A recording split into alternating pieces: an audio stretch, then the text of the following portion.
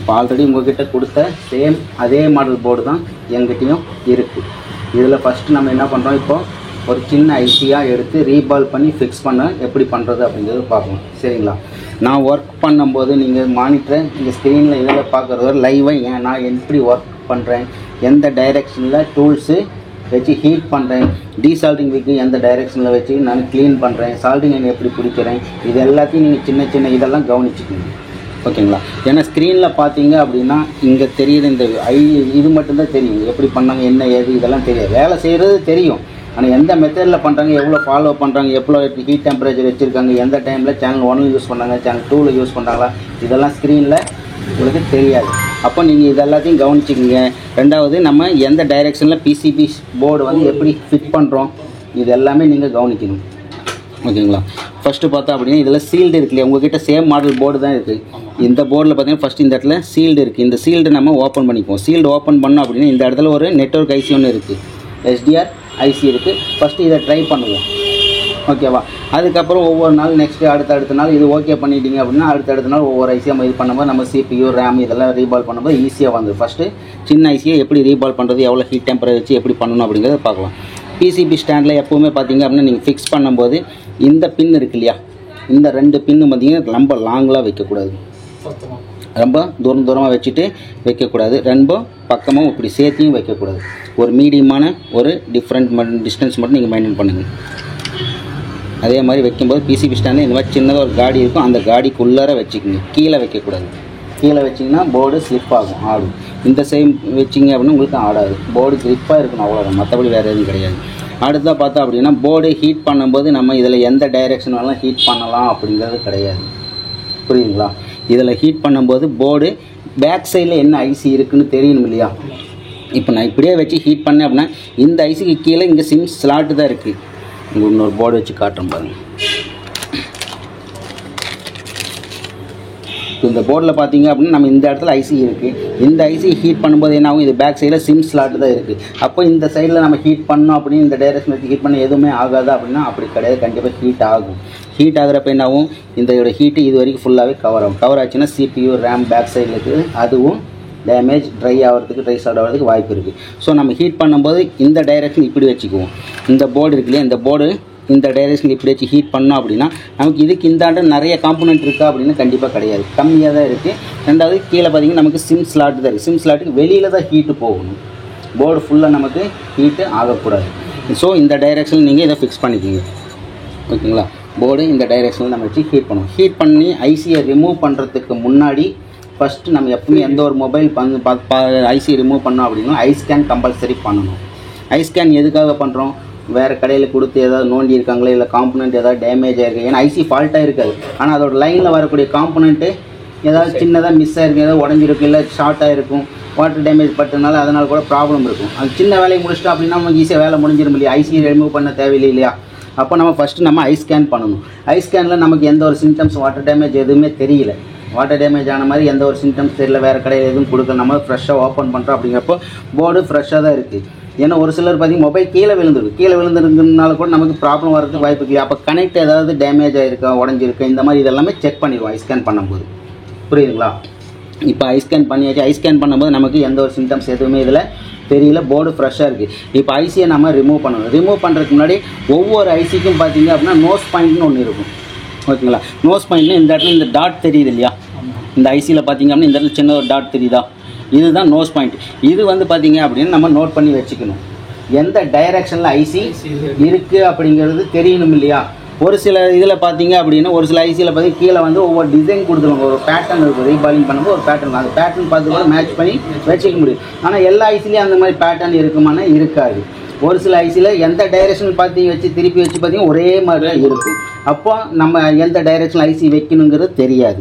அப்போ அதுக்கு முன்னாடி இந்த நோஸ் பாயிண்ட் எந்த டைரெக்ஷனில் இருக்குது அப்படிங்கிறது கண்டிப்பாக நீங்கள் நோட் பண்ணி வச்சுக்கணும். ஓகேங்களா? அது நோட் பண்ணி வச்சிங்க. சப்போஸ் அது மாதிரி உங்களுக்கு மறந்துடும், ஐசி மறந்துடும் அப்படின்னா இங்கே பக்கத்தில் சீல்டு இருக்கு இல்லையா, இந்த சீல்டுக்கிட்டே சின்னதாக ஒரு மார்க் பண்ணி வச்சுக்குவோம். ஓகேவா? சின்னதாக ஒரு மார்க் பண்ணி வச்சுருவோம். அப்போ இந்த இடத்துல நோஸ் பாயிண்ட் இருக்கும். அப்போ நம்ம ஐசி எடுக்கிறோம், ரீபால் பண்ணுறோம், வைக்கிறப்ப எப்படி வைக்கணும், நேராக வைக்கணும், தலைகளை வச்சோம்னா தெரியாது. அப்போ இந்த நோஸ் பாயிண்ட் பார்த்து இந்த டைரெக்ஷனில் இருக்கணும் அப்படிங்கிறது ஈஸியாக தெரிஞ்சிடும் இல்லையா. ஓகே, இப்போ நோஸ் பாயிண்ட்டு நோட் பண்ணியாச்சு. அடுத்தது நம்ம செக் பண்ணுறதுக்கு முன்னாடி இது ஐசியை ரிமூவ் பண்ணி ரீபால் பண்ணி ஃபிக்ஸ் பண்ணுறதுக்கு முன்னாடி எப்போவுமே ஒரு ஃபோட்டோ ஒன்று எடுத்து வச்சுக்கணும். எப்போவுமே ஒரு ஃபோட்டோ ஒன்று எடுத்து வச்சுக்கோங்க. ஏன்னா ஒரு சில மொபைலில் பார்த்தீங்க அப்படின்னா நம்ம ரீபால் பண்ணி வச்சதுக்கப்புறம் ஒரு காம்பனண்ட் மிஸ் ஆயிரும். டீசால்டிங் வச்சு தேய்க்கும் போது காம்பனண்ட் மிஸ் ஆயிரும், டேமேஜ் ஆயிரும். அது ரீப்ளேஸ் பண்ணும். சப்போஸ் அந்த இடத்துல இருந்துச்சா இல்லையான்னு கூட தெரியாது. இப்போ ஆல்ரெடி ஃபஸ்ட்டே நம்ம ஒரு ஃபோட்டோ ஒன்று எடுத்து வச்சுக்கிட்டோம் அப்படின்னா அந்த ஃபோட்டோவை பார்த்தோம் அப்படின்னா இந்த இடத்துல காம்பனண்ட் இருந்துச்சா இல்லையான்னு கன்ஃபார்ம் ஆயிரும். இருந்துச்சு ஆனால் இப்போ இல்லை, அதனால் கூட ஒர்க் ஆகாமல் போகிறதுக்கு நமக்கு வாய்ப்பு இருக்குது. ஓகேங்களா? இப்போ நம்ம ஃபோட்டோ எடுத்து வச்சுட்டோம். இப்போ அந்த காம்பனண்ட் மிஸ் ஆயிடுச்சு. அந்த என்ன காம்பனண்ட்னு எப்படி தெரியும்? ஸ்கிமேட்டிக்கில் பார்த்தா தெரிஞ்சுக்கணும். ஸ்கிமேட்டிக்கை எல்லுன்னு மென்ஷன் பண்ணிக்கலாம், ஆர்னு மென்ஷன் பண்ணிக்கலாம், சீனு மென்ஷன் பண்ணி என்ன காம்பனண்ட்னு தெரியும். இப்போ காம்பனண்ட்டு தெரிஞ்சிச்சு, நம்ம ஃபோட்டோவில் பார்த்தோம் அப்படின்னா தெரிஞ்சிடும் இல்லையா? டயோடு, கெப்பாசிட்டர், ரெசிஸ்டர், காயில் என்ன மிஸ் ஆயிருக்குன்னு அதை காலையில் சொன்னேன் இல்லையா? அதுக்கு ஒவ்வொன்றுக்கும் ஒவ்வொரு அடையாளம் இருக்குது. அதை பார்த்தாவே நமக்கு தெரிஞ்சிடுது என்ன காம்பனண்ட்டு அப்படிங்கிறது. புரியுது இல்லையா? சப்போஸ் இப்போ அந்த காம்பனண்ட்டு தெரிஞ்சிருச்சு, இது ரெசிஸ்டர் தான் மிஸ் ஆயிருக்குன்னு தெரிஞ்சிச்சு. ரெசிஸ்டரோட வேல்யூ எப்படி செக் பண்ண முடியும்?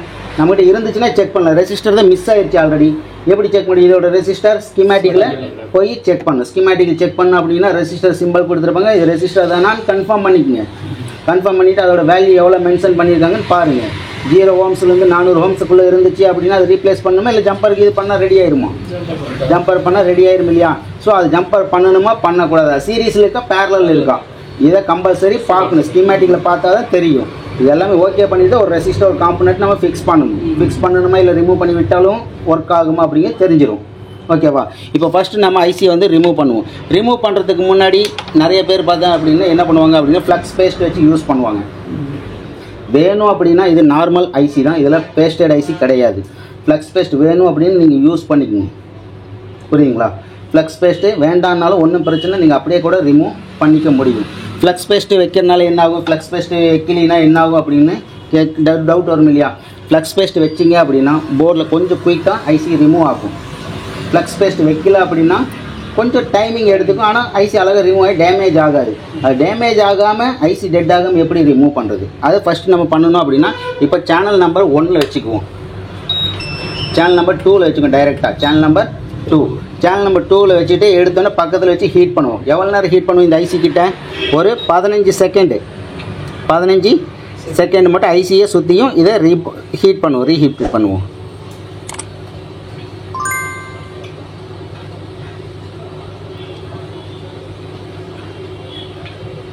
ஓகேவா? ஒரு 15 செகண்ட் ஹீட் பண்ணிட்டோமா? அடுத்தது ஒரு 30 செகண்ட் இந்த ஏரியா ஃபுல்லாகவே ஹீட் பண்ணுவோம். இந்த போர்டில் ஃபுல்லாகவே நம்ம ஹீட் பண்ணிக்குவோம் ஒரு 30 செகண்ட். புரியுதுங்களா? ஏன்னா ஃபஸ்ட்டு 15 செகண்ட் ஐசி கிட்ட ஹீட் பண்ணோம், ரெண்டாவது 30 செகண்ட் இந்த போர்டு ஃபுல்லாக இந்த ஐசியும் இன்க்ளூடு இது சேர்த்து இந்த ஏரியா ஃபுல்லாகவே நம்ம கண்டிப்பாக ஹீட் பண்ணணும். ஏன்னா இது ஃபுல்லாகவே போர்டு எல்லாமே ஒரே டெம்பரேச்சராக இருந்துச்சு அப்படின்னா ஐசி ஈஸியாக ரிமூவ் ஆகும். புரியுங்களா? ஏன்னா ஒரு இடத்துல மட்டும் ஹீட் பண்ணிவிட்டு அடுத்தது மற்ற இடம்ல கூலிங்காக இருந்துச்சு அப்படின்னா போர்டு பல்ஜ் ஆகிறதுக்கு நிறைய சான்சஸ் இருக்குது. ஸோ போர்டு பல்ஜ் ஆகக்கூடாது இல்லையா? அதனால் இந்த ஏரியா ஃபுல்லாகவே கம்ப்ளீட்டாக நம்ம ஒரு 30 செகண்ட் ஹீட் பண்ணுவோம். ஓகேங்களா? அதுக்கு அடுத்தது என்ன பண்ணுறோம் அப்படின்னு திரும்பவும் ஒரு 15 செகண்ட் ஐசி கிட்ட மட்டும் ஹீட் பண்ணுறோம். சரிங்களா? மொத்தமாக உங்களுக்கு 1 நிமிஷம் ஆயிரும் இல்லையா?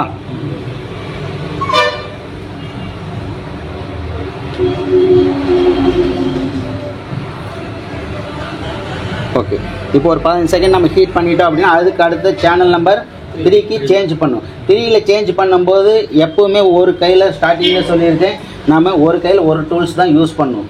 2 டூல்ஸ் வச்சு யூஸ் பண்ணக்கூடிய. இப்போ இந்த கையில் சால்டிங் இது டியூசர் வச்சுருக்கேன், நீங்கள் டியூசர் வச்சுட்டு இப்படி மாற்றக்கூடாது எப்போவுமே. புரியுதுங்களா? ஏன்னா நம்ம வந்து இப்போது ப்ரொஃபஷனல் டெக்னீஷியனாக ஆகணும் அப்படின்னா ஒரு கையில் ஒவ்வொரு டூல்ஸாக தான் நம்ம யூஸ் பண்ணணும். ஸோ இந்த கையில் டியூசர் இருக்குது, அது கீழே வச்சுருவோம். இந்த ஆப்ஷன் சேஞ்ச் பண்ணுங்க.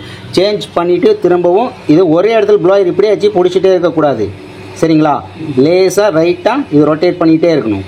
ரொட்டேட் பண்ணிகிட்டே இருக்கும்போது லேஸாக இது டியூசர் வச்சு லேஸாக ஷேக் பண்ணி பாருங்கள், ஐசி நகருதான்னு பாருங்கள். ஐசி நகருதா? இப்போ ஐசியை இந்த மாதிரி பொறுமையாக எடுங்க. எடுக்கும்போது பார்த்தீங்க அப்படின்னா இந்த மாதிரி அதிகமாக ப்ராப்ளம் வருது இல்லையா? கானெக்டர் காம்பனண்ட் எல்லாமே நகர்ந்துருச்சு இல்லையா? இந்த மாதிரி ப்ராப்ளம் வரும் உங்களுக்கு. அதனால தான் ஃபஸ்ட்டே வந்து ஃப்ளக்ஸ் பேஸ்ட் வச்சுக்கோங்க அப்படிங்கிறது. இப்போ ஃப்ளக்ஸ் பேஸ்ட் வச்சுட்டு திரும்ப நம்ம இந்த இடத்துல ரீஹீட் பண்ணோம் அப்படின்னா கரெக்டாக இதெல்லாம் அனலைஸ் பண்ணிக்குவோம்.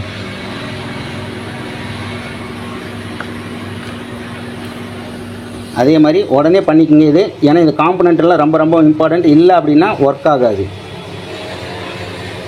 ஒரு காம்பனண்ட் கூட இதெல்லாம் மிஸ் ஆகக்கூடாது. சரிங்களா?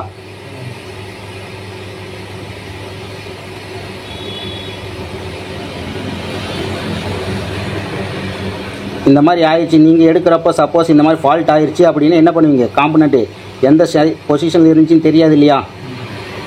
அதுதான் ஃபஸ்ட்டே வந்து ஃபோட்டோ ஒன்று எடுத்து வச்சுக்கிங்க அப்படிங்கிறது. ஓகேவா? இப்போ காம்பனண்ட் எல்லாமே ரீஃபிக்ஸ் பண்ணிவிட்டுமா? ஸோ இந்த மாதிரி பண்ணிடுங்க. ஏன்னா சப்போஸ் நீங்கள் எல்லா டைமும் ஒரே மாதிரி ஈஸியாக வந்துன்னு சொல்ல முடியாது இல்லையா? இந்த மாதிரி ப்ராப்ளம் வர்றதுக்கு வாய்ப்பு இருக்குது. எடுக்கிறப்ப ஐசி ஸ்லிப் ஆயிரும்.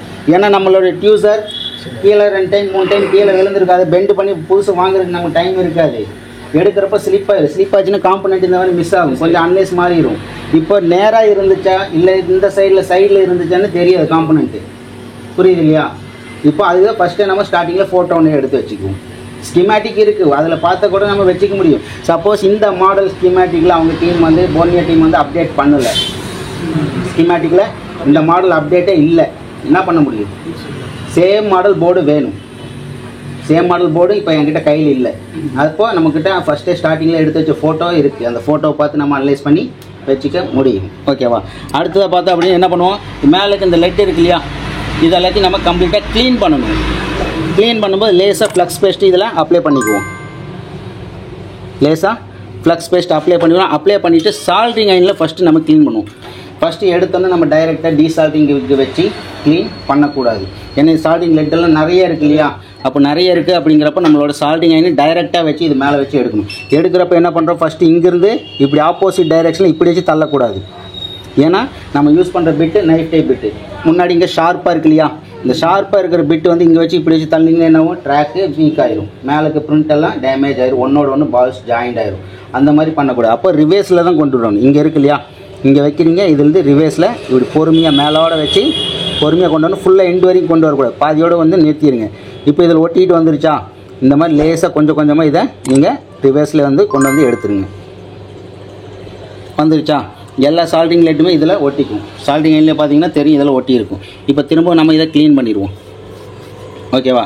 இப்போ ரெண்டாவது டைமு நம்ம யூஸ் பண்ணும்போது போர்டோட டைரெக்ஷன் திருப்பி வச்சுக்குவோம். இந்த டைரெக்ஷன் திருப்பி வச்சிங்க அப்படின்னா உங்களுக்கு இந்த லைன்லலாம் கொஞ்சம் லெட் இருக்கு இல்லையா, இந்த லெட்டையும் சேம் இந்த ஓரத்துலேருந்து அப்படியே கொஞ்சம் கொஞ்சமாக எடுத்துகிட்டே வந்துடுவோம் இந்த ரெண்டு வரைக்கும். இப்போது ஓரளவுக்கு எல்லாமே க்ளீன் ஆயிடுச்சா? க்ளீன் ஆனதுக்கப்புறம் இப்போ வந்து டீசால்ட்டிங் விக்கு வச்சு நம்ம க்ளீன் பண்ணணும். டீசால்ட்டிங் விக்கு இதில் நான் நேற்றே சொல்லிக்க எந்த டைரெக்ஷனில் பிடிக்கணும் எப்படி பிடிக்கணும்னு சொல்லியிருக்கிறேன். அந்த மெத்தடில் இந்த மாதிரி பிடிச்சிங்க. பிடிச்சிட்டு பொறுமையாக வைங்க. வச்சு லேசாக இப்படி நேராக கொண்டு வாங்க. சரியா? இப்படியே வச்சு கண்டினியூவாக நீங்கள் தேய்க்க வேண்டாம். ஏன்னா அது ஃபஸ்ட்டு ஸ்டார்டிங்கில் வச்சு தேய்ச்சிங்க அப்படின்னா ஓவர் ப்ரெஸ் ஆயிரும். ப்ரெஸ்ஸிங் அதிகமாச்சு அப்படின்னா பால்ஸ் ஒன்றோட ஒன்று எல்லாம் ஜாயிண்ட் ஆகிடும். ஸோ ஸ்டார்டிங்கில் நீங்கள் ஃபஸ்ட் டைம் பண்ணுறீங்க அப்படிங்கிறதுனால லேசாக இதனால் வச்சிங்க. மெல்ட் ஆகணும். மெல்ட் ஆன வச்சு லேசாக நேராக இப்படியே வச்சு எடுத்துக்கங்க. புரியுதுங்களா? இந்த மாதிரி வச்சுங்க. இப்போ ஒன் சைடு பார்த்தீங்கன்னா உங்களுக்கு க்ளீன் ஆயிடுச்சு, எல்லாமே ஃப்ளாட் ஆயிடுச்சு. இந்த சைடு இருக்குல்ல, இந்த சைடு இருக்கிறது போர்டோட டைரெக்ஷன் திருப்பி வச்சுக்குங்க. ஓகேவா? இந்த சைடில் திருப்பி வச்சுட்டு சேம் அதே மாதிரி இந்த சைட்லேருந்து நீங்கள் பண்ணுங்கள். ஓகேவா? இந்த சைடு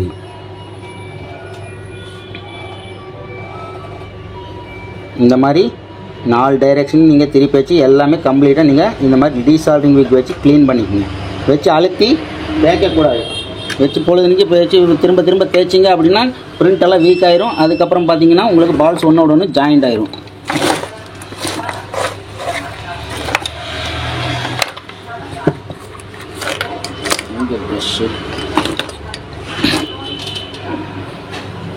அதே மாதிரி ஐபியை வச்சு ரொம்ப அதிகமாக வேண்டாம், லேசாக ஒரு டைம் டிப் பண்ணிக்கங்க. டிப் பண்ணிவிட்டு இந்த கார்னரில் வச்சு க்ளீன் பண்ணுங்கள். அப்போ தான் க்ளீன் ஆகும். சென்டராக வச்சு தேய்ச்சிங்க அப்படின்னு க்ளீன் ஆகாது. இந்த ஓரத்தில் இந்த கார்னர் இருக்கு இல்லையா, கார்னரில் வச்சு லேசாக வச்சு நீங்கள் இது மாதிரி க்ளீன் பண்ணிங்க அப்படின்னா உங்களுக்கு அங்கே இந்த இடத்துல பர்ஃபெக்டாக க்ளீன் ஆயிரும்.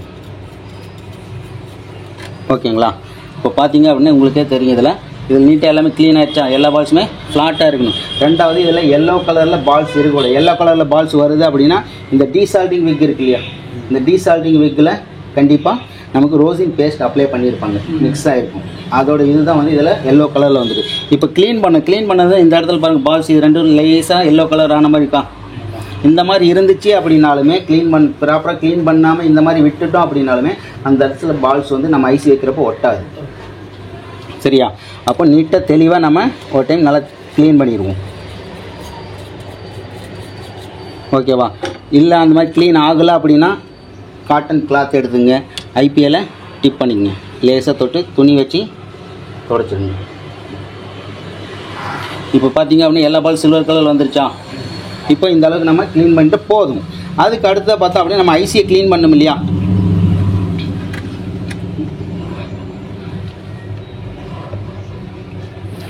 மற்ற ஐசியெல்லாம் பார்த்தோம் அப்படின்னா நார்மலாக மேலே வந்து நமக்கு கொஞ்சம் ஹெவியாக இருக்கும், இப்போ ட்ராக்கெல்லாம் தெரியாது. இது கிறிஸ்டல் ஐசி அப்படிங்கிறனால நமக்கு இந்த ட்ராக்கெல்லாம் மேலோடையே இருக்கு இல்லையா, இது வந்து குயிக்காக டேமேஜ் ஆயிரும். ஸோ அப்போ நம்ம குயிக்காக டேமேஜ் ஆகக்கூடாது. ஸோ நம்ம எப்படி க்ளீன் பண்ணால் இதில் ஃப்ளக்ஸ் பேஸ்ட்டு அப்ளை பண்ணிடுவோம். ஃப்ளக்ஸ் பேஸ்ட்டு அப்ளை பண்ணிடுவோம். டியூசர் வச்சு பிடிச்சிக்கிங்க, டியூசர் வச்சு ஐசியை லேசாக பிடிச்சிங்க. பிடிச்சிட்டு அதுக்கப்புறம் போர்டில் எப்படி இந்த மெத்தட் க்ளீன் பண்ணுமோ அதே மாதிரி இதுலேயும் க்ளீன் பண்ணணும். வச்சு தேய்க்கக்கூடாது. சால்ட்ரிங் ஐன்னு பார்த்தீங்க அப்படின்னா ஐசியில் டச் ஆகக்கூடாது. ஒரு நூல் அளவு கேப் விட்டுட்டு அது மேலே அப்படி தான் இருக்கணும். புரியுதுங்களா? இப்போ உங்களுக்கு பார்த்தீங்க அப்படின்னா உங்களுக்கே தெரியும், இந்த இடத்துல மேலாட வச்சு இதை மட்டும் ரிவர்ஸில் இதை க்ளீன் பண்ணிட்டு வந்துடுவோம். லேசாக இந்த சைடில் வந்துருச்சா? அடுத்து ஐசியை திருப்பிக்குவோம். இந்த சைடு திருப்பி சேம் அதே மாதிரி லேசாக இந்த இடத்துல மட்டும். ஃபுல்லாக கம்ப்ளீட்டாக எடுக்கணுமானா தேவையில்லை. புரியுதா? போர்டில் நம்ம க்ளீன் பண்ண முடியும், எல்லாமே ஃப்ளாட்டாக இருந்துச்சு, கம்ப்ளீட்டாக க்ளீன் பண்ணணும். ஆனால் ஐசியில் அந்த மாதிரி க்ளீன் பண்ணணுமா அப்படின்னா அந்த மாதிரி பண்ண தேவையில்லை. லேசாக நம்ம க்ளீன் பண்ணோம் அப்படின்னாவே போதும். இப்போ ஐசியை வந்து நம்ம ஒரு டைம் நீட்டாக துடைச்சிருவோம்.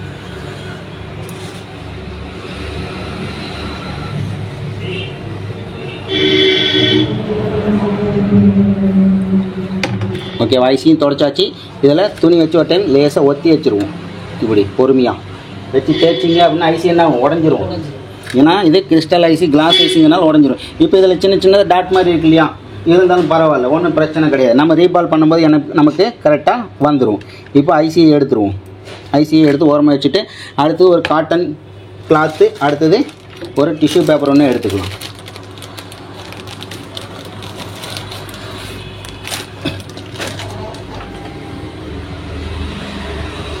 டிஷ்யூ பேப்பர் எடுத்து கீழே அப்படியே ஒரே ஃப்ளாட்டாக வச்சுங்க. ஏன்னா ஐசியோட திக்னஸ் பொறுத்து தான் நம்ம டிஷ்யூ பேப்பர் சிங்கிளாக வைக்கணுமா, டபுளாக வைக்கணுமா, இல்லை நாளாக மடித்து வைக்கணுமா அப்படிங்கிறத நம்ம தான் முடிவு பண்ணணும். ஓகேங்களா? இப்போ இந்த ஐசியோட திக்னஸ் பார்த்திங்கன்னா ரொம்ப மெல்லிஸாக இருக்கு இல்லையா, இதில் பார்த்தீங்கன்னா தெரியும் உங்களுக்கு, ரொம்ப மெல்லிஸாக இருக்கு இல்லையா. அப்போ இந்த திக்னஸே போதும் நமக்கு. இந்த ஐசி இதில் வச்சு ப்ரெஸ் பண்ணோம் அப்படின்னா நமக்கு இந்த டிஷ்யூ பேப்பரோட சேமாக ஒரே அளவுக்கு வந்துடும்.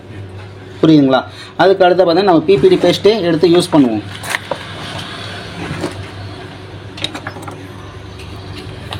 பிபிடி பேஸ்ட்டு யூஸ் பண்ணுறதுக்கு இந்த மாதிரி ஸ்க்ராப்பர் டூல் வந்து பார்த்திங்கன்னா உங்கள்கிட்ட இருக்கும் கண்டிப்பாக. இப்போ ஸ்க்ராப்பர் வச்சு பிபிடி பேஸ்ட்டு கொஞ்சமாக எடுத்துக்கோங்க.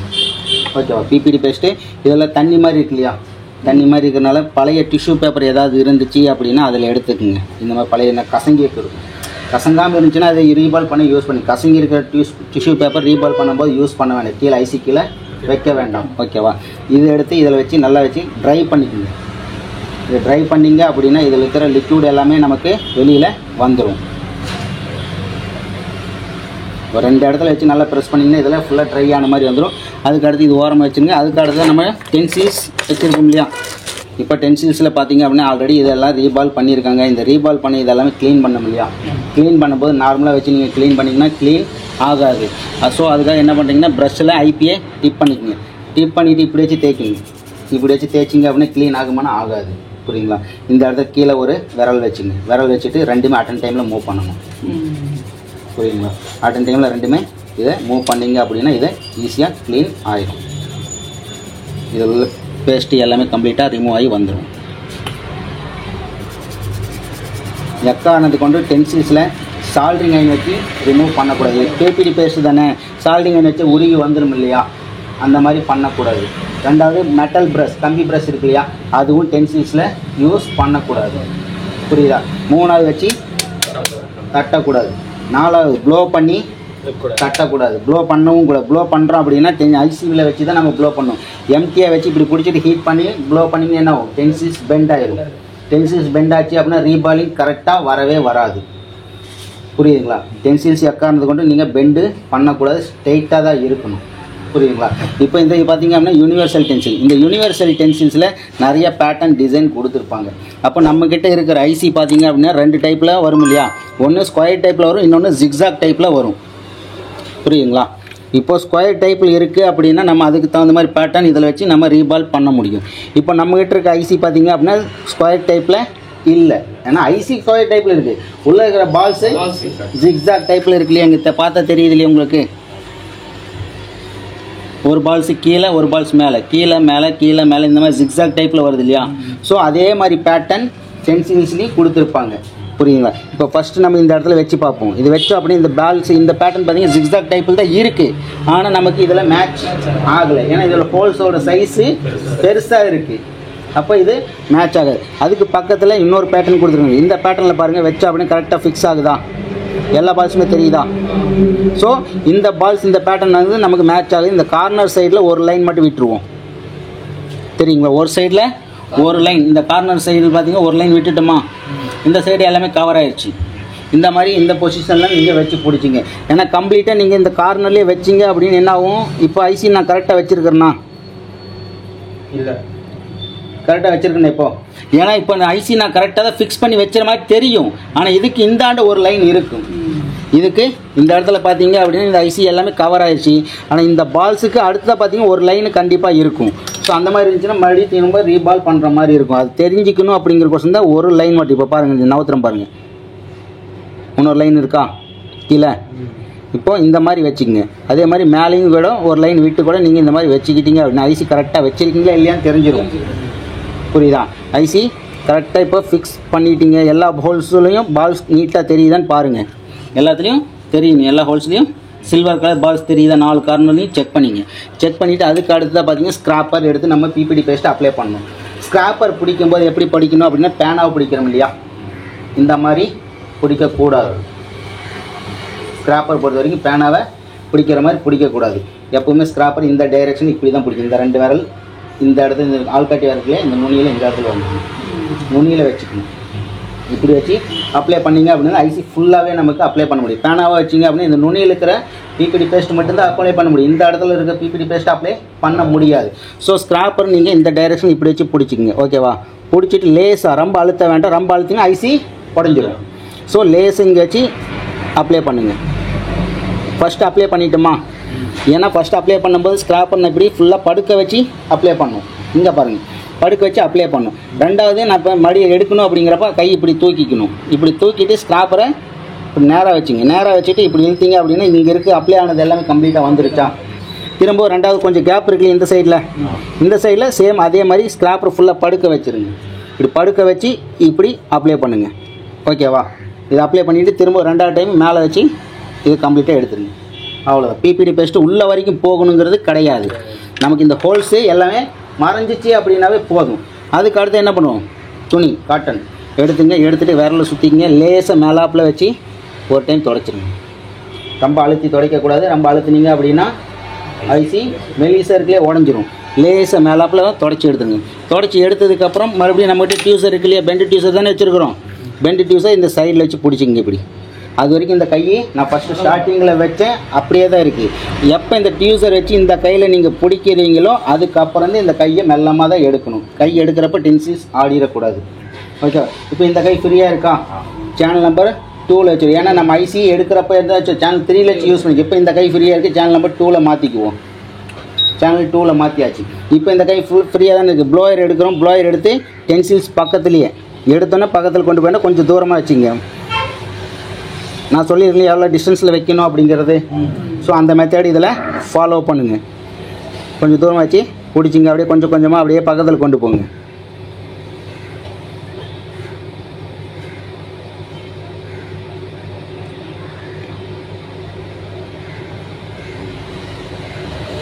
ஒவ்வொரு பால்ஸும் மெல்ட் ஆகுதா? மெல்ட் ஆகிருச்சா? இப்போ எல்லா பால்ஸுமே மெல்ட் ஆன உடனே அப்படியே வச்சிடணும். ப்ளோயரை வச்சுருவோம். ஆனால் டியூசரு எடுக்கக்கூடாது, நகர்த்தக்கூடாது. ஒரு 2 செகண்ட் ஆகட்டும். ஆறுனதுக்கப்புறம் மெல்லமாக ஸ்டென்சில்ஸை வெளியில் எடுப்போம். இப்போ ஆறி இருக்கும். அடுத்தது பார்த்திங்க அப்படின்னா இதை நம்ம வெளியில் எடுத்துக்குவோம். வெளியில் எடுக்கிறப்ப ஐசி இதில் சம்டைம் மாட்டிக்குது இல்லையா, இதை அப்படியே வச்சு எடுத்துன்னு வச்சு இதில் கையில் வச்சு எடுக்கக்கூடாது. கையில் வச்சு எடுத்தீங்க அப்படின்னா பால்ஸ் எல்லாம் ட்ராக்லாம் கட் ஆயிரும். புரியுதா? அப்போ அந்த மாதிரி இருந்துச்சு அப்படின்னா ப்ரஷ் எடுத்துங்க. ப்ரஷ் வச்சு லேசாக ஐபியை வச்சு இதில் க்ளீன் பண்ணுங்கள். இதில் வச்சு தொடச்சிங்க அப்படின்னா ஐசி உங்களுக்கு இதில் வந்துடும்.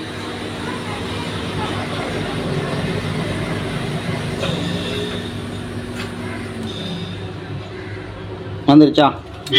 லேசாக வச்சு அழுத்தி தொடச்சிங்க அப்படின்னா ஐசி இதில் வந்துடும். இப்போ ஐசியில் பார்த்தா அப்படின்னா நம்ம இதோட சேம் மாடல் டென்சில்ஸில் பண்ணலை, யூனிவர்சலில் பண்ணோம்.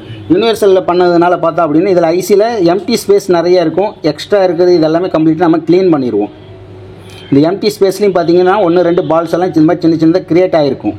இந்த பால்ஸ் எல்லாத்தையும் நீட்டாக நீங்கள் எடுக்கணும். புரியுங்களா? இந்த இடத்துல இருக்கு இல்லையா, இந்த மாதிரி பால்ஸ், எக்ஸ்ட்ரா பால்ஸ் இதெல்லாத்தையும் கம்ப்ளீட்டாக நீங்கள் எடுக்கணும். எடுத்துகிட்டு அதுக்கப்புறம் ஐசி ஃபிக்ஸ் பண்ணணும். ஏன்னா எக்ஸ்ட்ரா பால்ஸ் ஏதாவது இருந்துச்சு அப்படின்னா ஹீட் பண்ணும்போது என்ன ஆகும், ஒன்றோடு ஒன்று ஜாயிண்ட் ஆயிரும். இல்லை அப்படின்னா ஒரு பால் சைஸ் பெருசு, ஒரு பால் சைஸு சின்னது, இந்த மாதிரி வந்துடும்.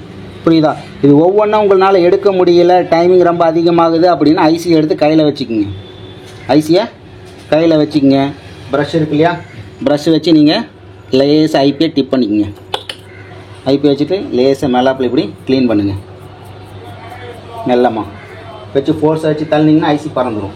மெல்லமாக வச்சு லேசாக ஒவ்வொன்றா க்ளீன் பண்ணுங்கள் இந்த மெத்தடில். இப்போ இதை க்ளீன் பண்ணியாச்சு. க்ளீன் பண்ணதுக்கப்புறம் இப்போ ஐசி செக் பண்ணி பார்த்துருவோமா? இப்போ இதில் ஏதாவது எக்ஸ்ட்ரா பால்ஸ் ஏதாவது இருக்கான்னு பார்க்கணும். எக்ஸ்ட்ரா பால்ஸு எதுவுமே இல்லை. ஏன்னா நம்ம யூனிவர்சல் பண்ணதுனால இந்த இடத்துல இந்த எம்டி ஸ்பேஸ் எல்லாம் இருக்கு இல்லையா, இந்த இடத்துல பால்ஸ் ஒவ்வொன்றா கிரியேட் ஆகிருந்தது இந்த லைனுக்கு நேரம். அது எல்லாமே கம்ப்ளீட்டாக எடுத்துட்டோம். இப்போ ஐசியில் உள்ள பால்ஸ் மட்டும்தான் நமக்கு கரெக்டாக இருக்குது. இப்போ எல்லா பால்ஸுமே ஒரே ஈவனாக இருக்குது நமக்கு. ஓகேவா? இப்போ அடுத்ததாக பார்த்தோம் அப்படின்னு என்ன பண்ணுவோம், ஐசியை போர்டில் ஃபிக்ஸ் பண்ணுவோம். போர்டில் ஃபிக்ஸ் பண்ணுறதுக்கு முன்னாடி ஐசி எந்த டைரெக்ஷனில் நம்ம ரிமூவ் பண்ணணும், சேம் அதே டைரெக்ஷனில் போர்டு வைக்கணும். போர்டோட டைரெக்ஷன் ரிமூவ் பண்ணும்போது இந்த டைரெக்ஷன் வச்சு ரிமூவ் பண்ணி வைக்கும்போது இந்த டைரெக்ஷன் வச்சு ஹீட் பண்ணி வைக்கக்கூடாது. புரியுதுங்களா? ஏன்னா அதில் ஃபால்ட் வர்றதுக்கு வாய்ப்பு இருக்குது. ஸோ மறுபடியும் நம்ம இந்த டைரெக்ஷனில் ஐசியை ரிமூவ் பண்ணோம். ஈவனாக இல்லாட்டி பேஸ்ட் வச்சு வாங்கணும். ஈவனாக இல்லைன்னா பண்ணிக்கலாம். இல்லை இந்த ஐசிக்கு பண்ணாமல் இது சாஃப்டாக தான் இருக்குது, வந்துடும், ஒன்றும் பிரச்சனை இல்லை. சரிங்களா? ஓகே. இப்போ திரும்பவும் பார்த்தீங்க அப்படின்னா நம்ம அதே டைரெக்ஷனில் போர்டு வச்சுருக்கோம். இப்போ இதில் இது ஃப்ளக்ஸ் பேஸ்ட் இருக்கு இல்லையா, ஃப்ளக்ஸ் பேஸ்ட்டு லேசாக தான் அப்ளை பண்ணணும். ரொம்ப அதிகமாக வேண்டாம், லேசாக கொஞ்சமாக இந்த மாதிரி கொஞ்சமாக அப்ளை பண்ணிங்க. ஒரே இடத்துல அப்படியே விட்டுறாதீங்க. அப்படியே விட்டீங்க அப்படின்னா ஐசி கிராஸாக போய் உக்காந்துரும். புரியுதா? அப்போ இது எல்லா இடத்துலையும் ஒரே மாதிரி அப்ளை பண்ணணும். விரல் வச்சு லேசாக இது ஃபுல்லாக அப்ளை பண்ணிக்கங்க. லேசாக, ரொம்ப அழுத்தி தேய்க்க வேண்டாம்.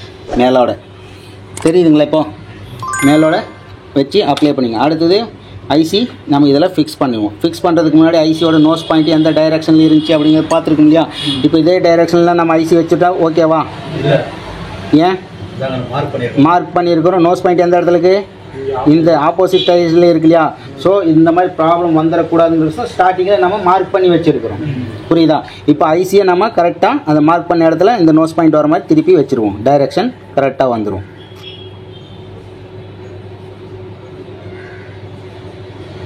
டைரெக்டாக இந்த மாதிரி வச்சிரும் இல்லையா. வைக்கும்போது ஐசி வைக்கும்போது பார்த்தீங்கன்னா ஒவ்வொரு ஐசிலையும் 2 சைடு மார்ஜின் கோடு இருக்கும். மார்ஜின் கோடுனா அந்த கோல்டு கலர் கோடு மாதிரி போட்டிருக்கு இல்லையா, இந்த இடத்துல போட்டிருக்கு இல்லையா கோல்டு கலர், இந்த சைடு இதெல்லாம் 3 இடத்துல இருக்குது. ஸோ இந்த கோட்டுக்கு உள்பக்கம் தான் இருக்குன்னு வெளி சைடில் இருக்கக்கூடாது. புரியுதுங்களா? இந்த இடத்துல எட்ஜில் இருக்குது, இந்த இடத்துல எட்ஜில் இருக்குது, இந்த இடத்துல கொஞ்சம் வெளியில் தள்ளின மாதிரி இருக்கு இல்லையா. அப்போ ஐசியை நம்ம கிராஸாக வச்சுருக்கோன்னு அர்த்தம். கரெக்டாக 3 கோட்டுக்கும் ஒரே மாதிரி கேப் இருக்கணும். இப்போ இந்த சைடு பார்த்தீங்கன்னா ஒரு நூல் கேப் இருக்குது, இந்த சைடு ஒரு நூல் கேப்பு, இந்த சைடும் ஒரு நூல் கேப்பு இருக்குது. இப்போ ஐசி நம்ம எக்ஸாக்டாக வச்சுருக்கோம் அப்படின்றது. இப்போ அதே மாதிரி ஹீட் பண்ணும்போது சேனல் நம்பர் 2ல் வச்சு பண்ணுவோம். ஓகேவா? சேனல் நம்பர் 2ல் தான் இருக்குது. ரீபால் பண்ணும்போது 2ல் வச்சோம். அதே ஹீட் அப்படியே இருக்கட்டும். இப்போ எடுத்தோன்னே பக்கத்தில் வச்சு ஹீட் பண்ணக்கூடாது. கொஞ்சம் தூரமாக இந்த 4 விரல் டிஸ்டன்ஸ் சொன்னேன் இல்லையா, அதை மெயின்டைன் பண்ணணும். சரியா? கொஞ்சம் கொஞ்சமாக ஹீட்டு அப்படியே பண்ணிவிட்டு அப்படியே பக்கத்தில் போகணும். ப்ளோயர் எடுத்தோன்னே பக்கத்தில் வச்சிங்க அப்படின்னு என்ன ஆகும், ஐசி பறந்துடும்.